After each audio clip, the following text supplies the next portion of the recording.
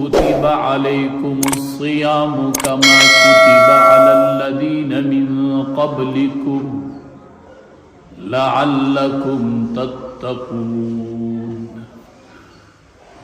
قال النبي صلى الله عليه وسلم من صام رمضان إيمانا واحتسابا غفر له ما تقدم من ذنبه أو كما قال عليه الصلاة والسلام. لكل نبي في الأنام فضيلة وجملتها مجموعة لمحمد بلغ العلا بكماله كشف الدجى بجماله حسنت جميع خصاله صلوا عليه وآله. شوق سر درود شریف اللهم صل على محمد وعلى آل محمد كما صليت على إبراهيم وعلى آل إبراهيم إنك حميد مجيد.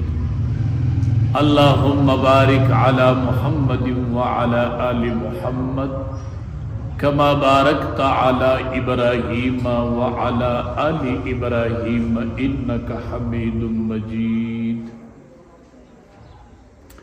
عزتمند قرآن کریم کے رب العالمین فرمائی اے د ایمان خاوندانو پتا سو د رب د طرفنا روجه فرض شوی ده لکه څنګه چې مخکنی امتونو باندې فرض شوی ده.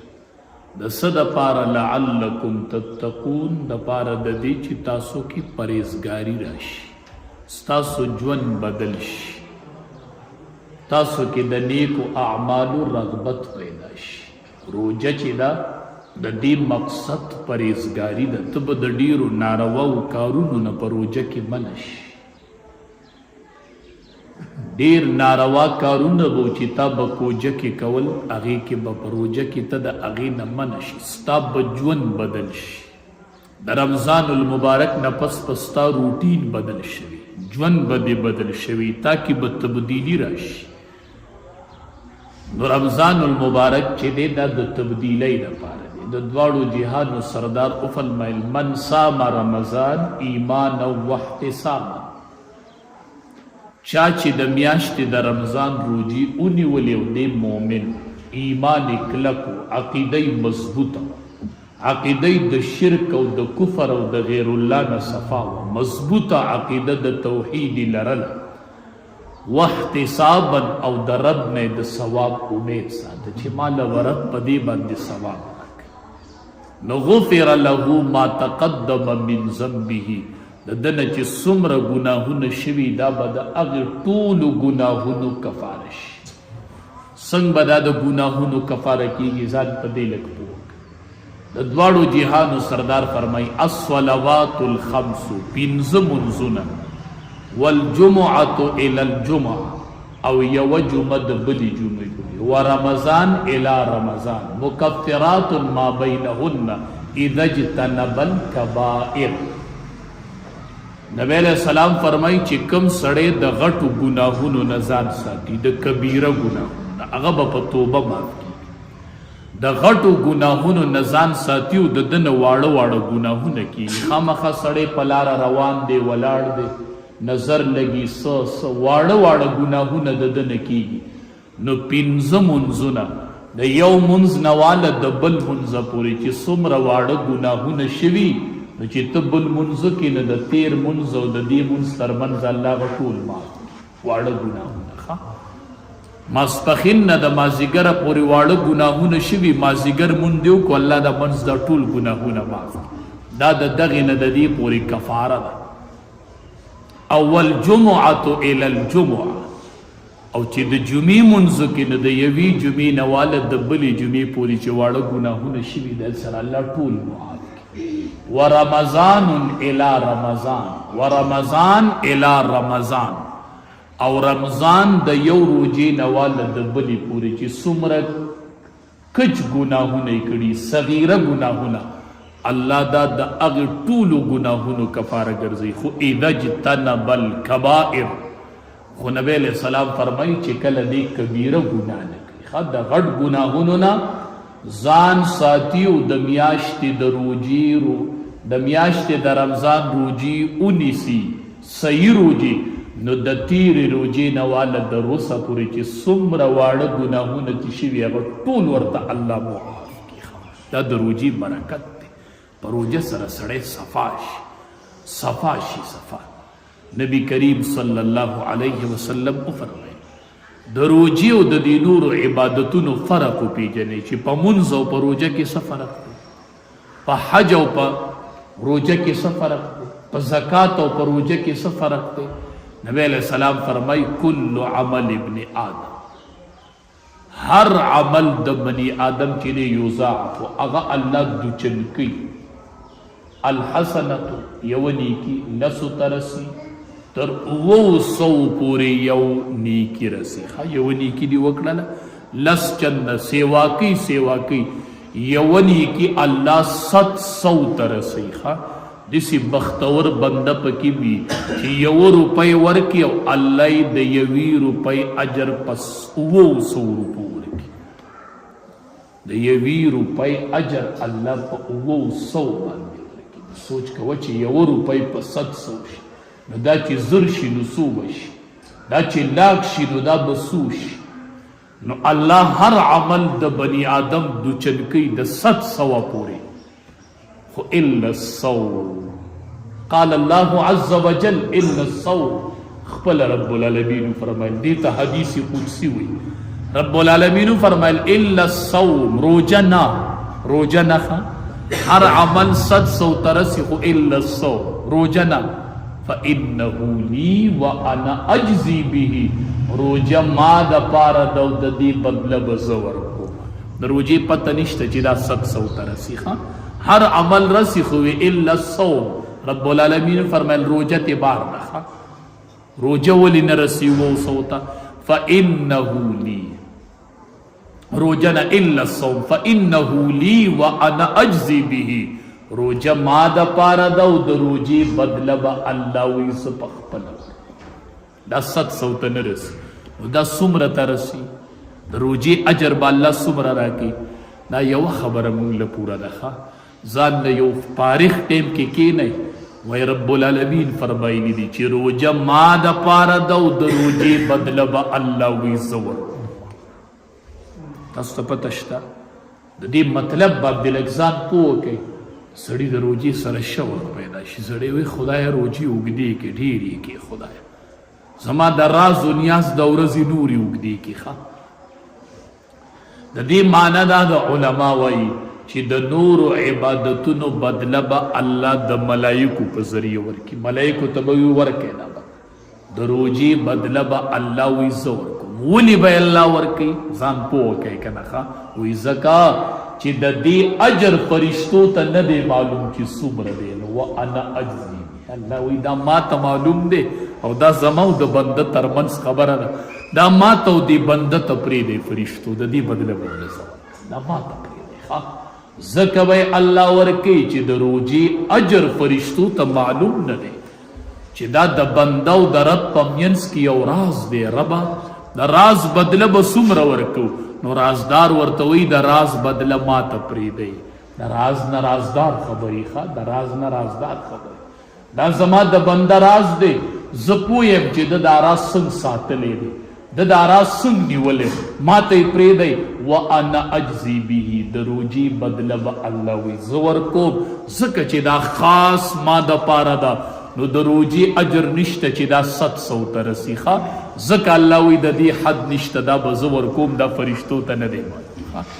دسی عبادت کی لئیو چی اجر اللہ پٹ کرے دی فرشتو تا ندے مالا.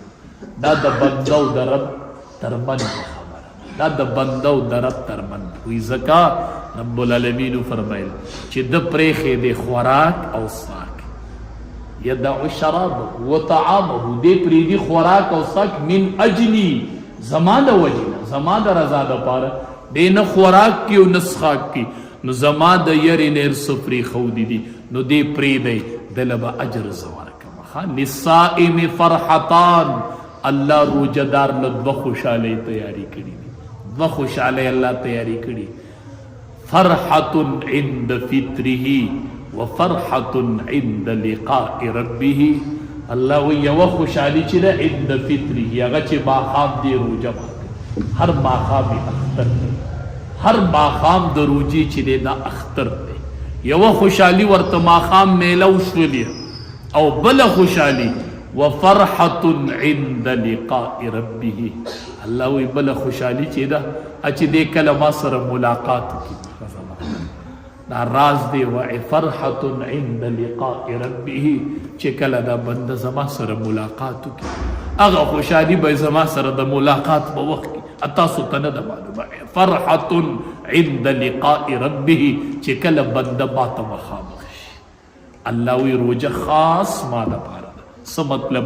کتابونه وګورئ ښه، د بت خلکو عبادت کړی، بت ته سجدي کړي دي، د بت په نوم خلکو منښتې کړي دي کنه، څیزونه یې نظر کړي دي کنه، د بوتانو دنیا عبادتونه شوي دي، منښتې شوي دي، خو چرته چا د بت دپاره روژه نه ده نیولې، د غیر الله دپاره چرته چا روژه نه ده نیولې. ځکه الله وی فانه لی، دا روژه خالص ما دپاره، په دې کې ما سره چا غیر الله نه دی شریک کړی. فانه لی، دا چې بنده نیسي صرف ما دپاره یې نیسي. اے بندیانو، اے مسلمانانو، د رب سره د راز و نیاز ورځې شروع دي، د رب رازدار یو، د رب الله وی دا زما سره راز دی، راز مونږ د رب رازدار یو په دې ورځو کې. ډېر خیال کوئ ځوانانو، سترګې د موبایل نه کنټرول کړئ. ځوانانو تاسو فیسبوک ګورئ، تاسو یوټیوب ګورئ، داسې ځوانان شته چې هغه روژه کې ډرامې ګوري، داسې شته چې هغه روژه کې فلمونه ګوري. اے مسلمانه، ته چې فلم ګورې او ته چې ډرامه ګورې، الله وایي فانه لی، دا زما ستا راز دی، دا راز مه خرابوه، دا راز روغ وساته، ته د رب رازدار یې. رب چرته زه ناچیز او چرته د رب رازدار. دا د ورځ سره د راز و نیاز شپې ورځې شروع دي، دا د الله سره د راز ورځې شپې شروع دي. ځوانانو د رب رازدار یې، د رب وی ما د روژې اجر د فرشتو ته نه دی ورکړی، فرشتي ته نه دي خبر، دا زما او د بنده ترمنځ معامله ده. نو د راز نه رازدار خبري نو چې څومره چا دا راز ښکلی وساتو، رب ته یې صحیح وړلو. موبایل مه ګورئ، بیا درته وامه روژې مه خرابوئ، دا سترګې محفوظ کړئ. وایي زه د رب رازدار یم. خیر که ګناهګار یم خو د رب رازدار خو یم. دې ورځو کې را سره د رب راز و نیاز شروع دی، او ماښام به مې الله دعا قبلوي. ماښام ټیم نږدې شو، زما د دعا د قبلېدو ټیم نږدې شو. ټوله ورځ مې راز و، چې ټوله ورځ یې سړی په خوب کې تیر کړي، ټوله ورځ یې سړی په موبایل کې تیر کړي. دی به په کومو لاسونه به دی رب ته به کوم لاسونه اوچتوي، دی به د رب نه په کومه ژبه غواړي، دی به رب ته کومه لاسونه اوچتوي. دا ډېرې قیمتي ورځې شپې شروع دي، ډېرې قیمتي شپې ورځې شروع دي. نه یو خبره کو د روژې د راز نه خبر شولو چې دا روژه څه شی دی، او په روژه مونږ له الله سره کې الله اکبر پیشمنې کوئ. ښه نبي کریم صلی الله علیه وسلم فرمایي روژه د څه نه شروع کېږي؟ د پیشمني نه، د پیشمني نه روژه شروع کېږي. ښه نو نبی علیه الصلاة والسلام فرمایي تصحروا فإن فی السحور برکة. ای زما امتیانو پیشمنې کوئ، په دې پیشمني کې ډېر برکت. یو ګوټو بس کوي، یو پیالی چیس کا، یو نوڼی اوبه خورا، او نوڼی روټۍ خورا، خو پیشمنې کوه. پیشمنې کوه. ته خبر ان الله وملائکته یصلون علی المتصحرین. څوک چې پیشمني لپاسي د روژې شروع کوي، نو ملائک او د الله د طرف نه پې رحمتونه راوریږي. من په متصحرینو باندې، پیشمني کوونکو باندې د الله د ملائکو د طرفه رحمتونه راوریږي. څوک چې پاسېدلی پیشمني کوئ، پیشمني کې ډېر برکت دی. فإن فی السحور برکة، په دې کې ډېر برکت الله ایښی دی. دا د صالحینو نښه ده. پیشمني مستحب دی، او نبی علیه السلام وفرمیل وی زمونږ او د اهل کتابو په روجه کې فرق چې دی هغه پېشمنۍ دی. روجه به اهل کتاب هم نیوله، مونږ هم نیسو، خو زمونږ او د اهل کتابو د روجې په منځ کې چې دی هغه پېشمنۍ دی. هغه پېشمنۍ کوئ، پاسه یو ګوټو بس کا. دا د امام الانبیاء سنت دی. حدیث مبارک کې راځي پېشمنۍ به وکړو بیا به ودرېد. دا سنت دی. په دې باندې د ټولو علماو اتفاق دی چې دا ډېر برکت دی دې پېشمنۍ کې. پېشمنۍ کوئ. حدیث مبارک کې راځي ثلاثة یحبها الله، درې عادتونه الله ته ډېر خوښ دي، درې څیزونه الله ته ډېر خوښ دي. تعجیل الفطر، تعجیل الفطر، ماښام چې کله وخت داخل شي بیا به رستوالی نه کوي، تادي به کوي. تعجیل الفطر، هسې به وخت نه وباسي، وقت داخل شوی دی، اذان شوی دی، ته بیا هم ناسې روجه نه ماتی. نه، تعجیل الفطر، ماښام روجه ماتي کې تادي کول دا الله ته ډېر خوښ دي. روجه ماتي کې تادي کول، خو داسې تادي نه چې وخت لا نه داخل شوی تا پې وراړم شوی، داسې تعجیل نه ښه چې وخت داخل شي د هغې نه پس بیا دغه مه کوه، بیا صبر مه کوه. ښه واسې نه چې نو وخت نه مخکې د مجمع نه تاویل کې راته نو خیال کوه. تعجیل الفطر. بل وتاخیر السحور، پېشمني کې رستوالی. الله اکبر، دین دی. په ماښام روجه ماتي کې تادي کول، وتاخیر السحور، او په پېشمني کې رستوالی کول. خو ګورې دومره رستوالی نه چې شکی شي چې هسې نه چې اذان در باندې شوي. ګورې دومره تاخیر بم نه کوي چې بلکل د اذان ټیم ته ورسي. او الله دې رحم وکړي نو خدای دې زمونږ د دې خلقو هغه پخوانۍ روجې قبولې کړي نو قبلېدو نه وي. وی اذان کېږي زر زر اوبه څکه، وی اذان په ختمېدو دی شابه زر زر پکې اوبه وڅکه. ای عوامو، ای مسلمانانو، ځان په مسله پوه کوئ. اذان د روجې د بندولو دپاره نه کېږي، اذان د مانځه دپاره کېږي. او دا د فقه مسله ده.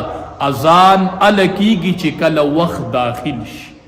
نو وخت د داخلېدو نه مخکې څوک اذان نه کوي، نو اذان چې کېږي نو دا وخت داخل شوی، نو چې اذان شروع ته خوراک کوي او د اذان سره دې بند که، نو اذان خو د وخت د داخلېدو نه پس کېږي. دا روجه دې نه ده شوي، دا روجه به بیا نیسي. که نه ځان په مسله پوه کې. اذان د مونځ دپاره کېږي، د اذان نه مخکې مخکې خپلې روجې بندوئ.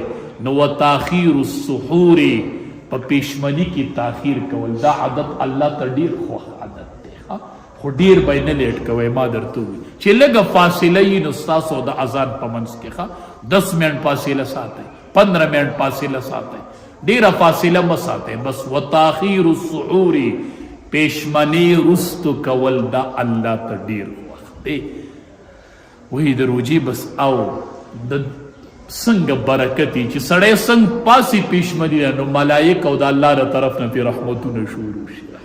او دویم وضرب الیدین احداهما علی الاخرى فی الصلاة، دریم عادت چې الله ته خوښ دی کېښودل د یو لاس په بل لاس فی الصلاة په مانځه کې، چې سړی داسې ودرېږي دا یو لاس داسې په بل لاس باندې کېږدي په مانځه کې.